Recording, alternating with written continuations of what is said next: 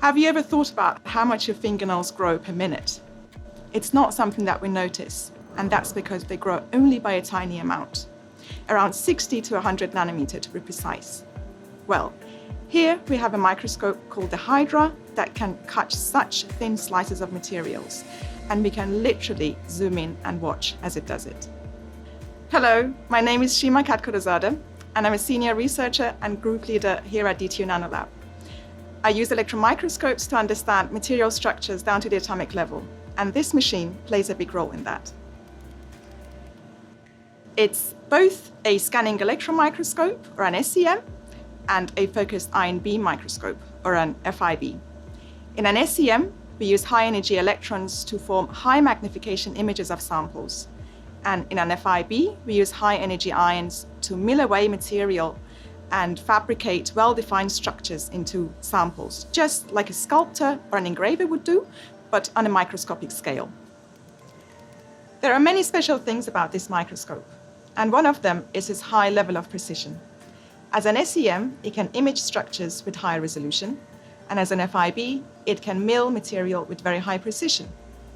We also have the possibility of depositing material using a precursor gas, and then using either the electron beam or the ion beam to break down the gas and get a deposition. Another thing that the Hydra can do is that we can move microscale structures from one place to another. So we have a needle that we can insert and then attach to different structures and lift them up and transfer them to a new position. Another special feature of the Hydra is that we can get multiple ion species under the microscope. The older generation of the FIBs, they used a low melting temperature material, typically gallium, to form the ion beam, whereas on the Hydra, we use a plasma source to generate the ions. And that means that we can generate a much wider range of ions. Specifically on the Hydra, we can have 4 different beams, and they are xenon, argon, oxygen, and nitrogen. This is very special because it means that we can really tailor the milling process to the materials that we're working with. So we can basically process a much wider range of materials compared to what we could do before. Another special feature of the Hydra is its automation. So the microscope is basically designed to run itself. That's to say that a lot of the milling and alignment procedures are now automized.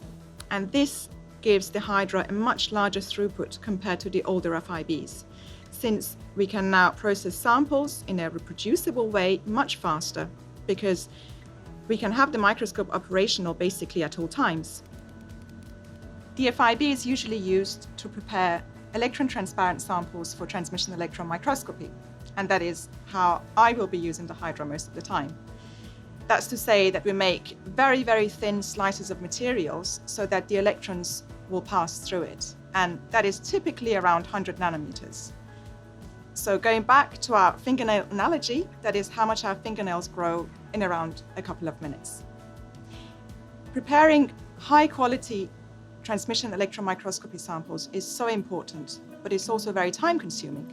But the good news is that with a high level of automation and precision on the Hydra, we can prepare such samples in 2 to 3 hours instead of a full day. Another way that I will be using the Hydra is as a direct ion beam lithography tool. So if you think about it, the FIB is basically a fabrication tool. We can use the high energy ions to sculpt and print structures on the micro and nanometer scale.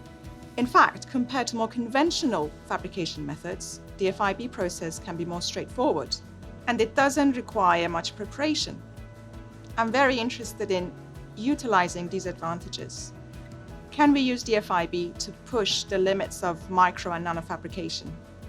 Can we use it on its own exclusively, or in combination with more conventional cleanroom lithography methods to fabricate structures, complex structures that we haven't been able to do so far?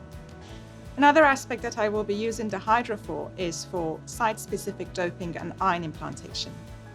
We often think of impurities as artifacts, but in fact, materials engineers, they are very interested in inserting impurities in specific places in materials to tune their properties. That's very important, because if we can achieve this, then basically we can create materials that behave exactly as we want them to. Now, in the Hydra, we have an instrument that allows us to shoot different ions with different energies and different fluxes into very specific places. And that really opens up exciting new opportunities in terms of materials engineering. So I'm very interested in using the Hydra to see how I can achieve this in a controlled way in, for example, semiconductors, 2D materials, metals, or other materials. Thank you very much for watching the video. I hope you found it interesting. And if you would like to learn more or are interested in a collaboration, then please visit our website.